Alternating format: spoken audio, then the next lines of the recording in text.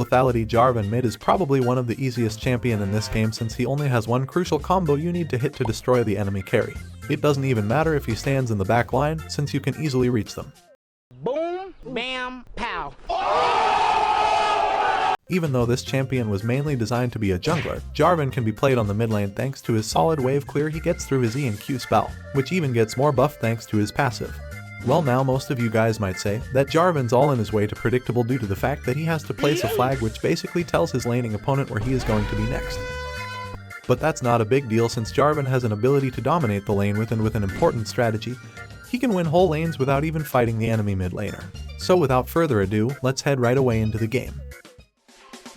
First of all, you are going to buy a long sword and refillable potions in order to get some sustain against annoying poke you will probably have to deal with as a melee mid laner. But even in close combat these potions can be quite useful since as Jarvan you are always forced to fully commit with your trades, but we will come back to that later in this video.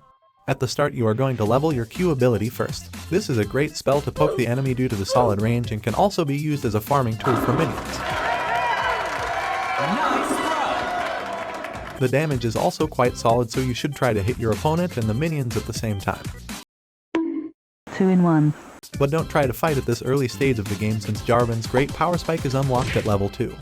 When he puts a skill point into his E spell, which I call the American flag, since Jarvan claims some random territory he instantly dive into. Hitting level 2 allows Jarvan to pull off his great combo that most enemies fear, the E into Q combo. You'll basically throw the flag into a location of your choice and dash towards it with your Q spell while knocking up everything standing in between Jarvan and the flag.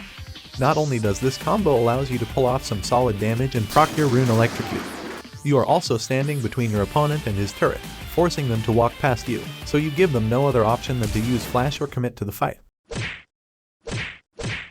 That kinda sucks for them due to the passive both spells have.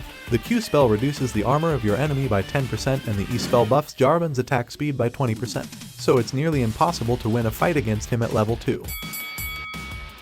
At level 3 the shield gets unlocked, which makes trading on the lane significantly easier.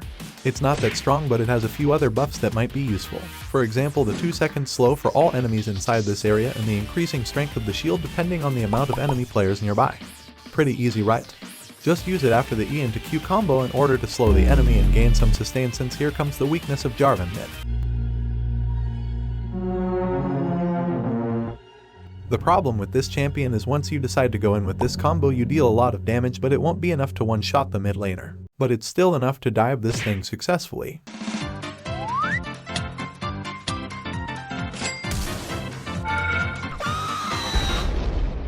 So when your spells are on cooldown, the enemy can easily trade back.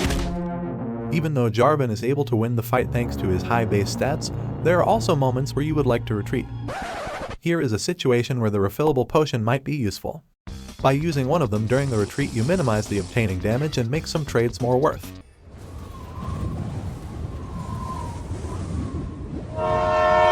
Additionally to that, it gives you more sustain on the lane, preventing from losing too much HP before Jarvan decides to go in.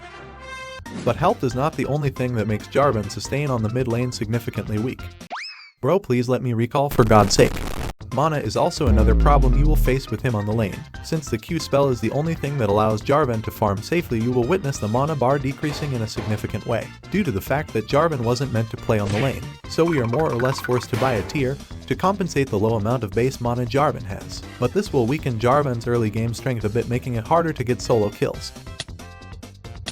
The only way to kill someone on the mid lane would be their incompetence to stay with less than 30% of their HP, but most people will obviously respect Jarvan during the early game.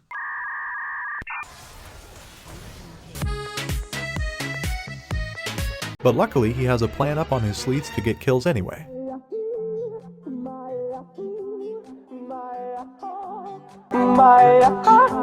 As the guy receiving one and as well as the champion doing some on other lanes. When someone on your team decides to visit your lane, the only thing you need to hit is your E into Q combo. The knockup turns your enemy into a stationary target and makes it easier for your jungler to hit his CC spells.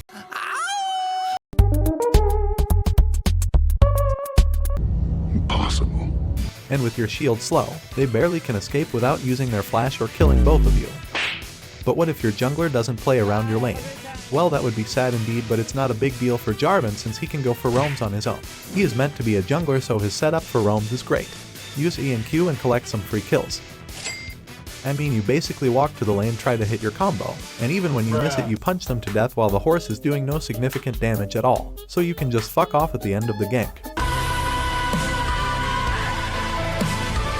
Use the E spell for wave clear since it increases the auto attack speed, and be a nice jungler by pushing the wave out for your laners.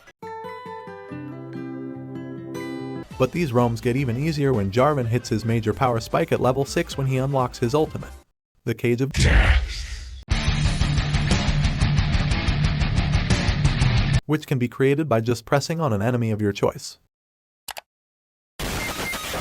And you are able to cage them and everything that was standing next to them, yet have fun trying to dodge this bullet rain.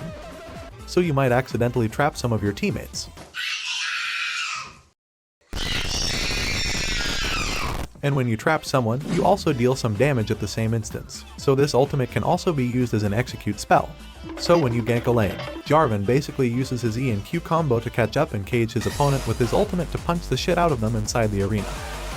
Or cage them when your jungler ganks your lane. Since it is a point and click ability, there is no counterplay. The only way to get out of the cage is by using a summoner spell, or by throwing him out of the cage.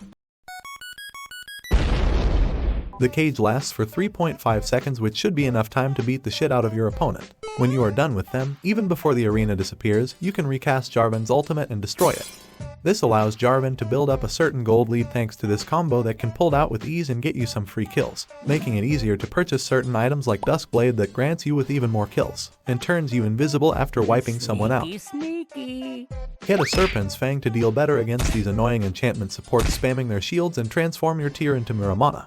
The one huge advantage you have on this build compared with the Bruiser type one is that you scale a bit better.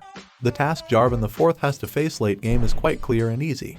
One-shot the enemy squishy champions, no matter where they are standing.